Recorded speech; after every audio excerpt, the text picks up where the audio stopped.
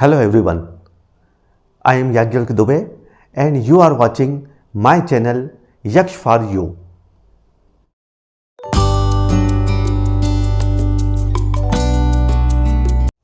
आज हम लोग सभी पढ़ने जा रहे हैं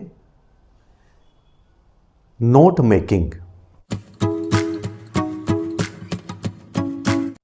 ये नोट मेकिंग का क्वेश्चन क्लास 9th से लेकर के 12th तक के सभी विद्यार्थियों के लिए इंग्लिश में अनिवार्यतः पूछा जाता है।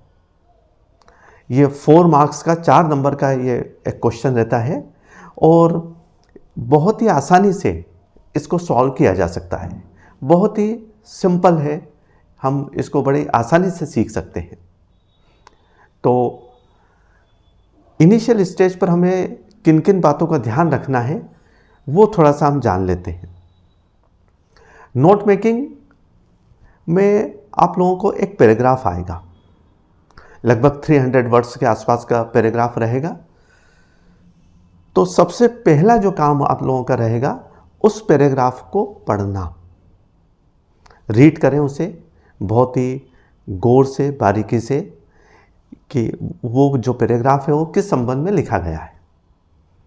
जब आप उस पैराग्राफ को पढ़ लेंगे एक बार, तो आप एक काम ये करें कि पढ़ने के बाद में आपको उसमें कौन कौन सी बातें इंपॉर्टेंट लगी हैं, उन इम्पॉर्टेंट बातों को या जो इम्पॉर्टेंट सेंटेंसेस हैं उनको आप अंडरलाइन कर लें। ये आपने किया, सबसे पहले आपने उसे गौर से पढ़ा, पढ़ करके समझा। समझने के बाद में आपने जो इम्पॉर्टेंट सेंटेंसेस हैं उनको आपने अंडरलाइन किया। अब अंडरलाइन करने के बाद में हमको नोट्स तैयार करना है। अब नोट्स के बारे में हम समझें कि नोट्स एक्चुअल होते क्या हैं वास्तव में। तो नोट्स, जैसे सपोज करें आप कहीं पर गए हैं, किसी मीटिंग में किसी का लेक्चर सुन रहे हैं, कहीं किसी व्यक्ति का आप स्पीच सुन रहे हैं, तो वो जब हम सुनते हैं और मान लीजिए आपसे कहा जाए कि आप उसे नोट कर लें ताकि आप बाद में उसकी एक रिपोर्ट तैयार कर सकें या बाद में उसका एक पैराग्राफ तैयार कर सकें या बाद में उसको आप लिख सकें आर्टिकल के रूप में। तो उसके लिए आपको क्या करना होगा, क्योंकि जो स्पीच होती है या कोई प्रेजेंटेशन होता है वो बड़ा स्पीडली, बड़े तेज़ी से बोला जाता है। तो हम उसमें से क्या करेंगे कि कुछ खास जो पॉइंट है उनको नोट डाउन करेंगे और उन पॉइंट्स को हम जब नोट डाउन करेंगे उनको फिर हम बाद में जाकर के पूरी तरीके से डिस्क्राइब कर सकते हैं।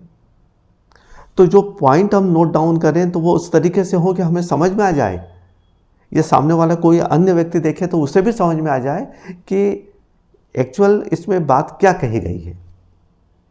तो उसे कहा जाता है नोट्स। तो हम उस तरीके से किसी भी प्रकार के पैराग्राफ का नोट्स तैयार करने का हम एक प्रैक्टिस करते हैं इसमें। तो हमने समझा कि सबसे पहले तो हम क्या करेंगे, उसे अच्छी तरीके से पढ़ेंगे। पढ़ने के बाद में हम उसके जो इम्पोर्टेंट पॉइंट्स हैं, इम्पोर्टेंट लाइन्स हैं, उनको अंडरलाइन करेंगे। उसके बाद हमारा जो नेक्स्ट काम रहेगा वो ये रहेगा कि अब हमें जो पूरा टॉपिक दिया हुआ है वो टॉपिक किस बात पर दिया हुआ है, उसका टाइटल क्या हो सकता है, उसका हेडिंग क्या हो सकता है, तो वो हमें सबसे ऊपर लिखना है। सपोज करें हम मान लीजिए साइंस के ऊपर हमने एक पैराग्राफ दे रखा है 300 वर्ड्स का। तो जैसा हम मान लीजिए वंडर्स ऑफ साइंस है ऐसे लिखते हैं, तो हम उसका हेडिंग क्या लिख देते हैं, वंडर्स ऑफ साइंस। फिर उसके बाद में कुछ सब हेडिंग्स और लिखे जाते हैं उसमें, है ना।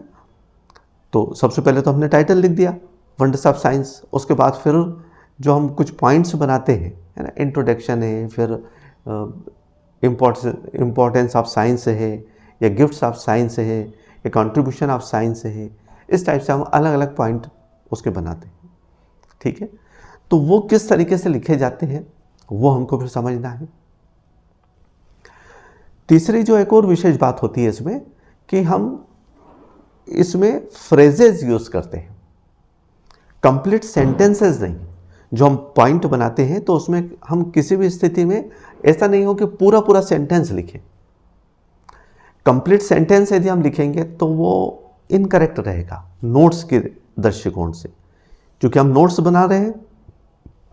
नोट्स का मतलब ही ये होता है कि हम उसमें से हेल्पिंग वर्ब या प्रीपोजिशन या आर्टिकल्स, इस प्रकार के वर्ड्स को हम उसमें से रिमूव कर दें। हम मेन जो वर्ड्स हैं जिससे कि हमको ये बात समझ में आ जाए कि हम एक्चुअल इस पैराग्राफ में क्या कहा गया है वो हम समझ सकें, तो हम फ्रेज के रूप में लिखें जो पॉइंट बना रहे हैं। उसके बाद एक और जो विशेष बात होती है कि हम कुछ एब्रिवेशंस लिखें, एब्रिवेशन का यूज़ करें। एब्रिवेशन मतलब किसी भी वर्ड का एक शॉर्ट फॉर्म। अब जैसे कोई भी वर्ड अपन ने देख लिया, गवर्नमेंट है, तो गवर्नमेंट जो वर्ड मान लीजिए आता है उसमें, तो हम उसको के लिए क्या लिखते हैं, GOVT शॉर्ट कर देते हैं, अपन कर सकते हैं। जैसे प्राइवेट लिमिटेड ऐसा वर्ड है मान लीजिए, तो हम प्राइवेट के लिए PVT कर देते हैं, लिमिटेड के लिए LTD करते हैं। तो इस तरीके से एब्रिवेशन हमको यूज़ करना है। एब्रिवेशन जो आप लोग यूज़ करें वो एक पॉइंट में एक से ज़्यादा नहीं हो, मतलब ऐसा नहीं हो कि हम बहुत सारे केवल एब्रिवेशन लिख दें पूरे उसमें, ऐसा नहीं। हम यदि एक पॉइंट लिख रहे हैं तो उस पॉइंट में एब्रिवेशन का यूज़ एक ही बार करें तो ज़्यादा ठीक रहेगा। ये हो गया। उसके बाद फिर लास्ट में हमको जो एब्रिवेशन से हैं उसका एक की बनाना है कि हम बता सकें एक साइड में कि जो हमने एब्रिवेशन यूज़ की है वो एब्रिवेशन का फुल फॉर्म क्या है। इस तरीके से हम उस किसी भी प्रकार का नोट्स को तैयार कर सकते हैं। तो नोट्स जो हम तैयार करेंगे तो उसका स्ट्रक्चर किस प्रकार का होगा उसको हम एक चार्ट के आधार पर देखते हैं। तो आइए उसे हम देख लेते हैं। अब आप लोगों को यहाँ पर दिखाई दे रहा होगा नोट मेकिंग। तो किस तरीके से बनता है ये, तो हम क्या ध्यान रखेंगे, सबसे पहले नोट मेकिंग में हेडिंग या टाइटल हम लिखेंगे। बीच में सबसे ऊपर हमने हेडिंग या टाइटल लिख दिया। उसके बाद में इसके बाद हम देखेंगे कि सबसे पहले हमने पॉइंट 1 डाल करके हेडिंग लिखा है। अब थोड़ा सा आपको क्या ध्यान रखना है, 2-3 बातों का हम ख्याल रखें कि एक तो सबसे खास तौर से ये बात है कि हम इसमें पैराग्राफ जो रहेंगे, कोई भी एक मान लीजिए पैराग्राफ आता है तो वो उसको 2 या 3 भागों में हम डिवाइड कर लें। हम खुद ही मान लीजिए 30 लाइन्स का एक पैराग्राफ है, तो उस 30 लाइन के पैराग्राफ को हम क्या करें कि 3 भागों में डिवाइड कर लें। तो पहली जो फर्स्ट 10 लाइन से है उन 10 लाइन्स का एक हेडिंग तैयार करें, उसको हम पढ़ेंगे तो हमको अपने आप ही समझ में आ जाएगा हेडिंग। तो पॉइंट नंबर 1 डाला। अब उसके बाद में हमको सब हेडिंग लिखना है।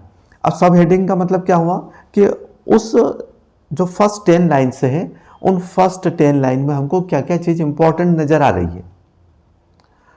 जो मैंने पहले ही बताया है कि उसको फ्रेज के रूप में लिखना है, सेंटेंस के रूप में नहीं। तो जो जो इंपॉर्टेंट वर्ड्स वगैरह दिखाई देते हैं तो उनको हम लिखेंगे। तो उनको किस तरीके से लिखेंगे, 1.1, 1.2, 1.3, 1.4, 1.5 ऐसा भी लिख सकते हैं।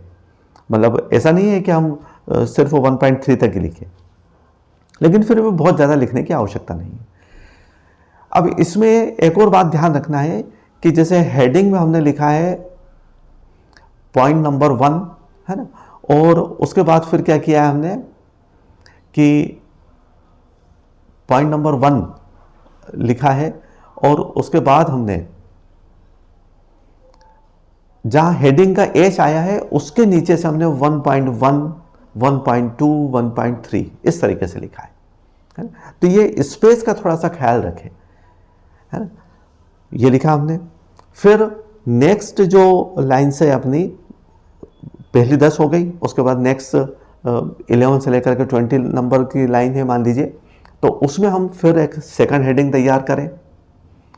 इस सेकंड हेडिंग में फिर से कोई इंपॉर्टेंट कोई जो हमको बात नजर आ रही है वो लिखे। उसके नीचे फिर से हमको चूंकि सेकंड हेडिंग लिखने के बाद में फिर एज के नीचे से 2.1, 2.2, 2.3, 2.4 या जरूर नहीं है 2.1, 2.2 इतना भी लिख दें, है ना, जैसा हमको समझ में आए हम उस तरीके से इसको कर सकते हैं। फिर उसके बाद में नेक्स्ट मान लीजिए नेक्स्ट 10 लाइन्स और हैं, उन 10 लाइन्स को उसी तरीके से हम करें जिस तरीके से हमने ये किया है, राइट। तो अब हम क्या करेंगे,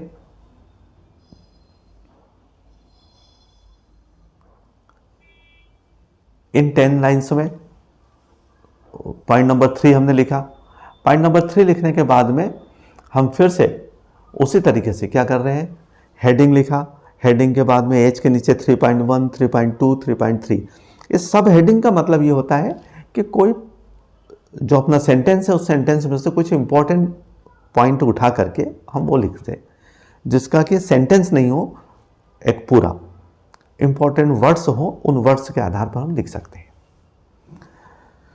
फिर उसके बाद में नंबर आता है, इतना सब लिखने के बाद में हमारे सामने बात आती है कि हम की वर्ड्स यूज करें, कि हमने की हमको एक बनाना है।